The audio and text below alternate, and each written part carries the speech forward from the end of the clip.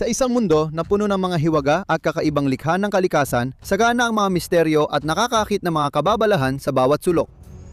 Habang tinatahak nito ang teritoryo sa mga rehiyong ekwatorial ng Asya at Sub-Saharan Africa, isang nilalang ang lumilitaw. Napakahalaga kaya't ito ay naging isa sa mga pinakakinakalakal na hayop sa mundo na marahil ay hindi mo pa naririnig, nagsisilbing nakakakilabot na simbolo ng madilim na bahagi ng sangkatauhan. Naghahanap ng katahimikan sa luntiang yakap ng isang masukal na latian, namumuhay ito sa gitna ng mamasa-masang tropikal na kagubatan sa kapatagan, may mahabang muso, matibay na buntot at malalakas na harapang kuko na nagpapakita ng hindi matatawarang lakas. Ang hayop na kasinlaki ng aso, mukhang butiki at may kaliskis ay patunay ng katatagan ng buhay, nag-iiwan ng bakas sa masalimot na habi ng mundo. Kilalanin ang multong kabalyero ng kaharian ng hayop, ang pangolin.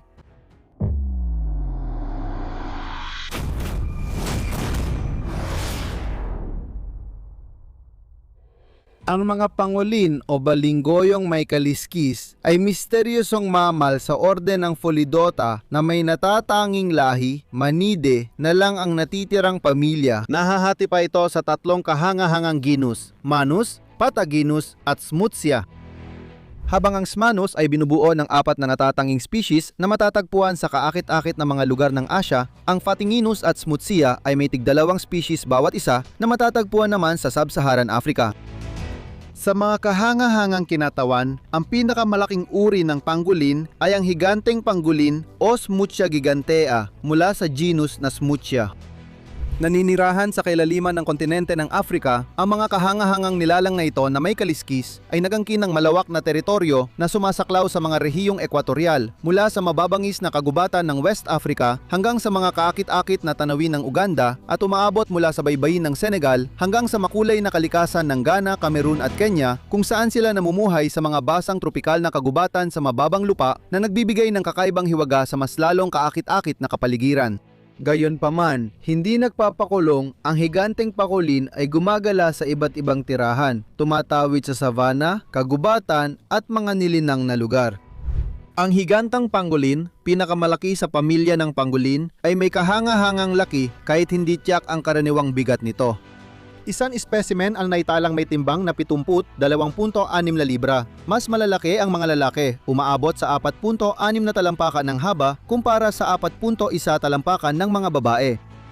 Nakaadorno ng napakagandang baluti, ang katawan ng pangolin na may mga kaliskis ay kahawig na masalimuot na anyo ng isang pine cone. Suot ang maringal na kayumanggi hanggang mapulang kayumangging mga matitigas at magkakapatong na kaliskis na parang mga plato gawa sa keratin na tulad ng nga sa mga kuko ng tao at mga kuko ng tetrapod. Gayunpaman, ang mga kaliskis na ito na bumubuo ng halos 20% ng bigat ng katawan ng pangolin ay may natatanging pagkakaiba sa estruktura at komposisyon kumpara sa mga kaliskis ng mga reptilya. Sa bagong silang na pangolin, malambot at maputi ang kaliskis, pero tumitigas at kumikitim habang tumatanda.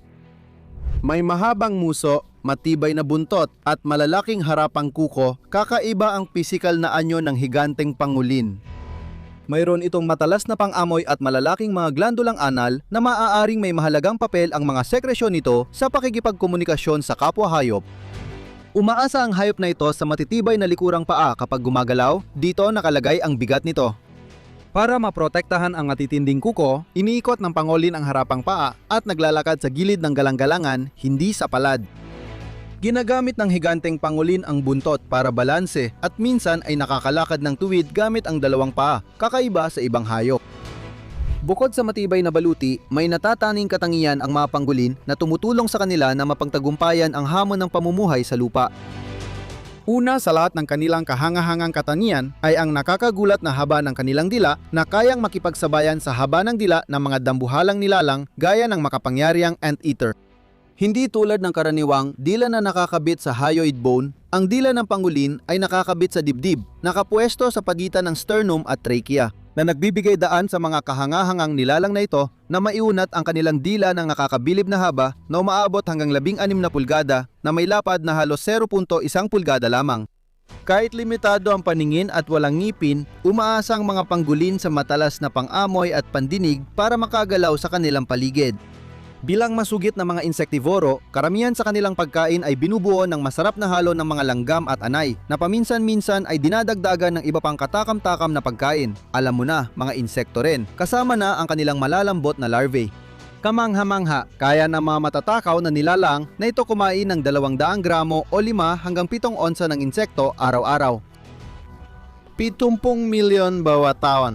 Dahil sa dami ng insektong kinakain nila, mahalagang tagapamahala ng populasyon ng anay ang pangolin sa kanilang tirahan. Malalakas ang harapang paa ng pangolin, kaya nilang sirain ang punso ng anay at umakyat sa matataas na puno sa paghahanap ng insekto.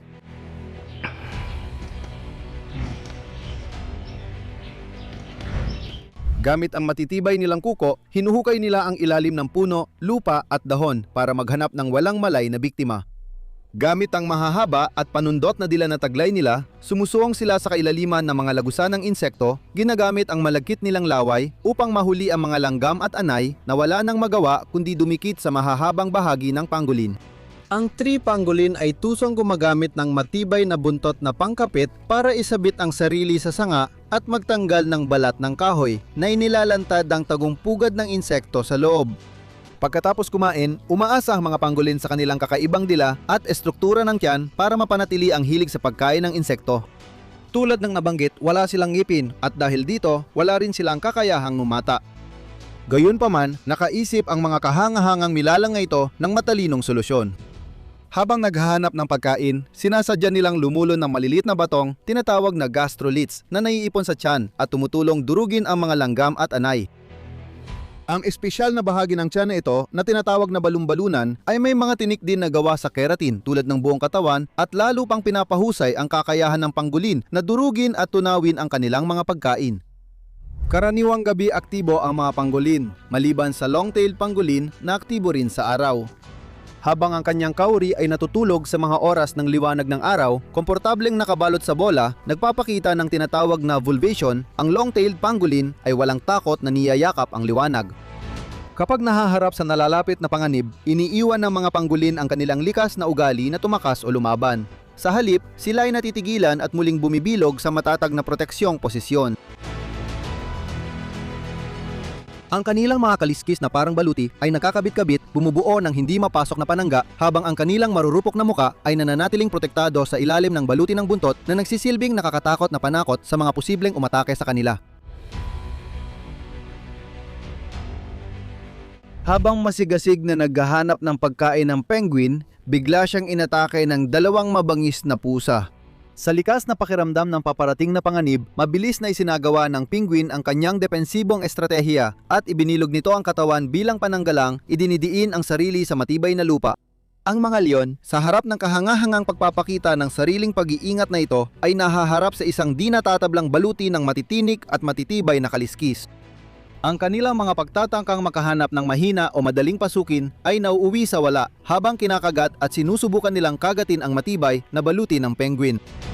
Hindi na tinag ang matatag na pangolin at ginawa lang nito ang dapat at nanatiling nakabilog, matibay na tinitiis ang walang saysay na atake hanggang tumigil. Maingat namang bumalik sa normal ang penguin at matagumpay na nakaligtas. Sa matinding labanan para sa kapareha, ipinapakita ng mga pangolin ang kamangha-manghang katatagan. Habang lumalapit ang kalaban, nagiging bola ng galit ang mga nilalang at tinatapakan ng kaaway gamit ang lakas. Ginagamit ng mga pangolin ang malakas nilang buntot para ipakita ang kapangyarihan o itaboy ang kaaway, kasabay ng pagbuga ng matapang at mabahong kemikal mula sa glandula malapit sa puwitan. Utot. Sige, hindi naman talaga. Pero ang amoy na parang spray ng skunk ay nagiging depensa nila laban sa mandaragit at ginagamit din na pananda ng teritoryo. Matagal silang naprotektahan ng sinaunang depensa laban sa mga mandaragit, pero sa makabagong panahon, lumitaw ang tusong iligal na mga ngaso bilang bagong kalaban. Ayon sa pagtataya, mula 2006 hanggang 2015, mahigit 1 milyong balintong ang biktima ng walang habas na huli para pagkakitaan. Ang mga nahuling balintong na ito na inalis mula sa kanilang likas na tirahan ay walang awang ipinupuslit sa iba't ibang panig ng mundo dahilan upang sila ang maging pinakapinupuslit na hayop sa buong planeta. Sa isa pang nakakalungkot na ulat, tinatayang 20,000 balintong mula sa Africa ang nakaranas ng malupit na kapalaran noong 2017 nang walang awang kitilin ang kanilang buhay para lamang sa kanilang labis na hinahangad na mga kaliskis. Nangyari ito dahil ang mahiwagang balintong ay napalibutan ng mga alamat at maling paniniwala sa medisina. Sa ilang komunidad, nananatili ang paniniwalang may mahiwagang kapangyarihan ng balintong. Ayon sa ilang alamat, naniniwala ang iba na ang penguin ay nadadala ng ulan, nagtataboy ng leon at nagpapalayas ng masasamang espiritu. Ang mga kaliskis na mahiwagang nilalang na ito ay ginagawang pulbos at ginagamit bilang tradisyonal na gamot sa China kahit walang siyentipikong ebidensya na epektibo ito laban sa arthritis, kumbulsyon, epilepsy, pananakit ng buwanang dalaw at mga sugat. Nakakalungkot, ang pinagsama-samang epekto ng mga umiiral na alamat at hindi napatunayang mga paniniwala ay nagdulot ng matinding pinsala sa populasyon ng balintong. Bawat araw na lumilipas ay nasasaksihan ang tuloy-tuloy na pagbaba ng kanilang bilang na nagtutulak sa kanila palapit ng palapit sa bingit ng pagkalipol. Dahil sa pagkaapurahan, idineklara ng IUCN Red List ang balintong bilang vulnerableng species at hindi pa rin tsak ang eksaktong dami ng populasyon nito. Dagdag pa sa hirap ng mga pangulin, ang kanilang kakayahan sa pagpaparami ay lalo pang nagpapalala sa kanilang pagiging vulnerable. Ang mga nilalang na ito, kilala sa pagiging mapag-isa, ay nagsasama lang para magparami at nagkakaroon ng isang supling bawat taon.